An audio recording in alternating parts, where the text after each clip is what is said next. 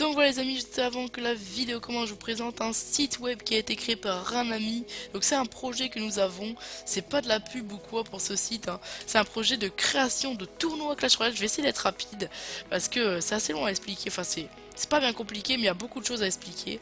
Donc déjà le but va être donc de faire des tournois de Clash Royale toutes les semaines environ. Voilà, peut-être qu'après ce sera toutes les 2 semaines, on verra vraiment si on a le temps de s'y impliquer.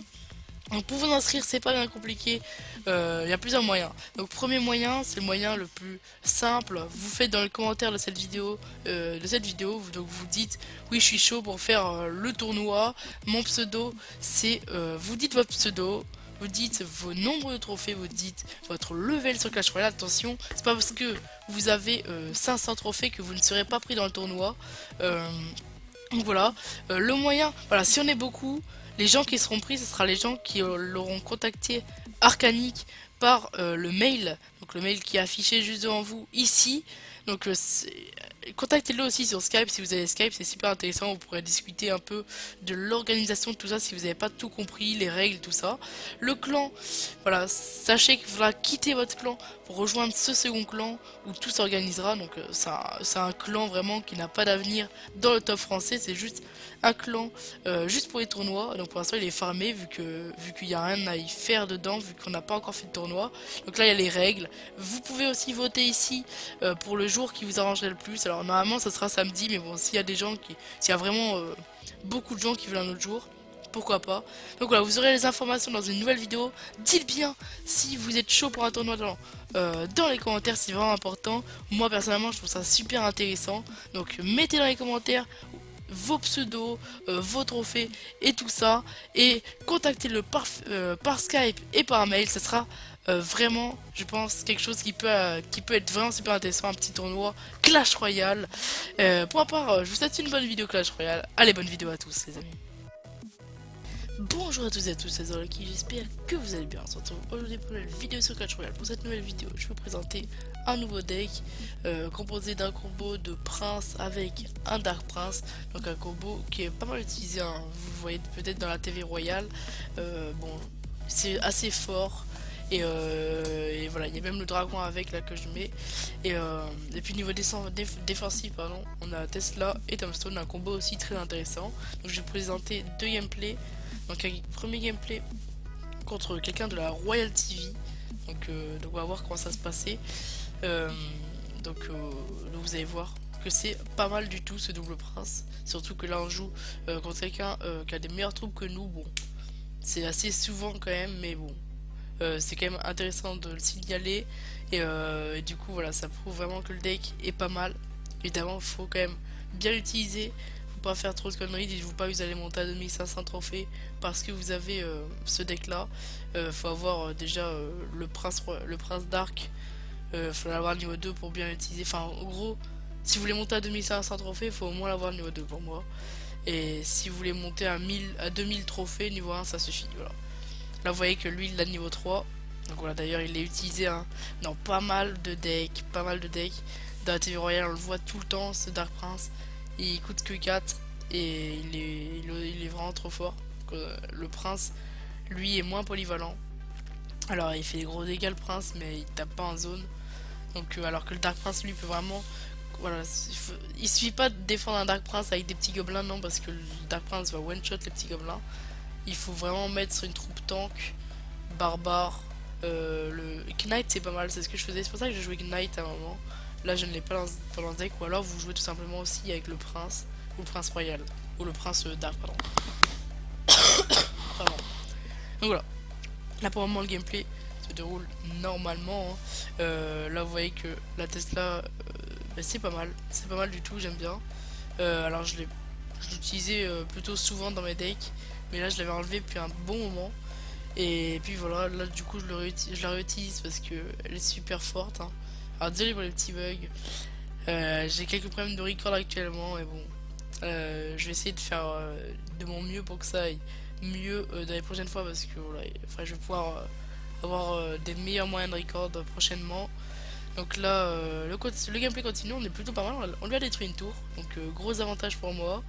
Lui, il va devoir se bouger de m'en détruire une s'il veut gagner. Et il va galérer, il va galérer. Donc là j'ai fléché alors. Un petit misplay quand même. Euh, j'ai eu un petit retard en gros. Je voulais vraiment pas perdre de points de vie sur ma tour. Donc je me suis dit autant flécher. Comme ça je perds pas 200 points de vie pour rien. Donc voilà. Et là gros combo encore une fois. Au niveau de la droite. Vous allez voir ce que ça va faire. C'est énorme. Après il a mal joué. Il a voulu. Enfin il a mal joué. Il a voulu détruire avec son cochon. Avec son double cochon une tour. Mais bon. Ça suffit pas pour moi de double cochon. Il croyait que j'avais plus d'exir et bon, une tombstone ça coûte que 3 et ça suffisait bien pour défendre un minimum ces deux cochons. Et puis là voilà, on va go pour un 3 étoiles grâce à cette masse qui s'est créée grâce au squelette de la tombstone aussi. Hein. Donc voilà, gameplay très intéressant. Contre un royal tournoi, donc pas mal, pas mal. Je suis content. Je suis content de la technique. Donc on va passer tout de suite au deuxième replay. Un gameplay contre quelqu'un qui joue avec des épiques de niveau 4, donc plutôt pas mal. Donc voilà. Là, ben voilà, lui il joue avec le Dark Prince, je crois. J'ai cru voir qu'il jouait avec le Dark Prince, donc il joue avec le même combo que moi. Ouais, j'ai l'impression qu'il a un combo très similaire au mien. Après, lui il joue sorcier, il a pas de trou, il a pas de carte défensive comme la Tesla ou la Tombstone, il me semble en tout cas. Mais il a évidemment plus de troupes d'attaque, plus de troupes polyvalentes comme les Spear Gobelins et les Gobelins, pardon. Il y a un petit bug, ok. Je suis vraiment désolé pour les petits bugs qu'il pourrait y avoir là. Et là il va se passer quelque chose. Attendez, je vais juste mettre en fois.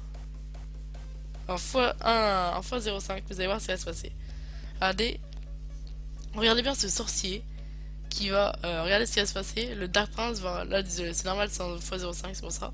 Et là, le sorcier va se faire totalement disrespect par le Dark Prince. Il va se faire pousser jusqu'à la tour. Ça m'a fait marrer, ça m'a fait marrer.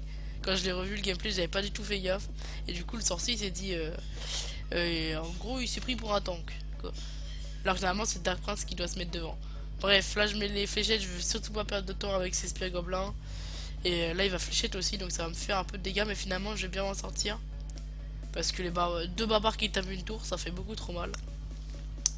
Barbare, ça doit être dans les meilleurs dégâts par seconde du jeu. Hein.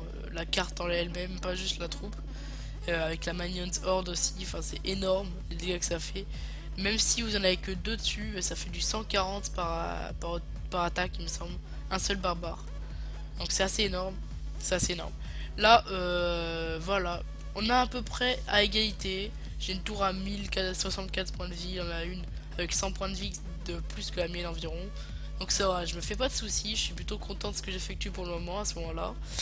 Et il me fait un gros combo. Mais c'est vrai que le sorcier devant, je comprends pas. Pourquoi il a fait ça? Et là, mon prince qui va contrer son prince à lui. Donc pas mal. Euh, Mon prince, voilà, qui a pas du tout servi à faire une contre-attaque. Hein. C'est rien juste pour contrer tout ça. Je savais qu'il allait mourir.